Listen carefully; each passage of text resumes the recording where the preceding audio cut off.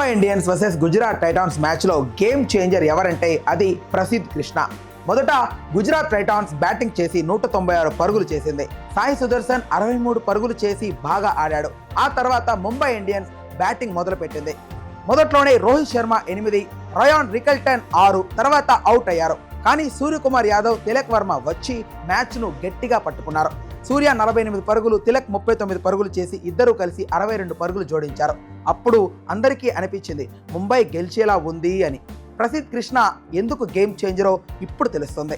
ఇక్కడే ప్రసిద్ధ్ కృష్ణ రంగంలోకి వచ్చాడు. అతను బంతి వేయడానికి వచ్చినప్పుడు ముంబై బాగా ఆడుతోంది. కానీ ప్రసిద్ధ్ తన 4 ఓవర్లలో కేవలం 18 పరుగులు మాత్రమే ఇచ్చాడు. అంటే ఒక్క ఓవర్కు 4-5 పరుగులు కూడా ఇవ్వలేదు. ఇది చాలా కష్టమైన పని, అది పెద్ద ఆటగాళ్లతో ఉన్న ముంబై టీంతో. సూర్యకుమార్ బాగా ఆడుతూ పెద్ద షాట్లు కొడుతున్నాడు. కానీ ప్రసిద్ధ్ ఒక వేగమైన బంతి వేశాడు. సూర్య ఆ బంతిని సరిగ్గా ఆడలేక క్యాచ్ ఇచ్చే అవుట్ అయ్యాడు. అప్పుడు ముంబైకి ఒక్కసారిగా ఆశలు తగ్గాయి. తిలక్ వర్మ కూడా గట్టిగా ఆడుతున్నాడు. కానీ ప్రసిద్ధ్ మళ్ళీ తన బంతితో వికెట్ తీశాడు. తిలక్ బంతిని ఆడబోయి స్టంప్స్కి కొట్టించుకున్నాడు. ఎలా మారింది ఆట!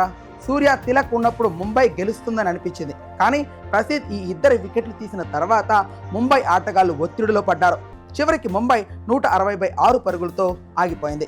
గుజరాత్ 36 పరుగులు తేడాతో గెలిచింది. ప్రసిద్ధ్ ప్రత్యేకత ఏమిటి అని ఇంకా డౌట్ పడుతున్నారా? అతని బంతులు చాలా వేగంగా సరైన దిశలో వచ్చాయి. బ్యాట్స్మెన్లు ఆడటం కష్టమైంది. 4 ఓవర్లలో 18 పరుగులు ఇవ్వడం అంటే ఒక్క బౌండరీ 6 కూడా సులభంగా ఇవ్వలేదని అర్థం. కీలక సమయంలో సూర్య, తిలక్ వంటి పెద్ద ఆటగాళ్లను అవుట్ చేసి మ్యాచ్ను తిప్పాడు. అందుకే ప్రసిద్ధ్ కృష్ణ ఈ మ్యాచ్లో అస్సలైన గేమ్ చేంజర్. అతని బౌలింగే లేకపోతే ముంబై గెలిచేదేమో, కానీ ప్రసిద్ధ్ వల్ల గుజరాత్ గెలుపు సులభమైంది. నా వరకు గేమ్ చేంజర్ ప్రసిద్ధ్ కృష్ణనే. నిన్నటి మ్యాచ్లో మీరు గేమ్ చేంజర్ ఎవరనుకుంటున్నారో కామెంట్ సెక్షన్లో రాయండి.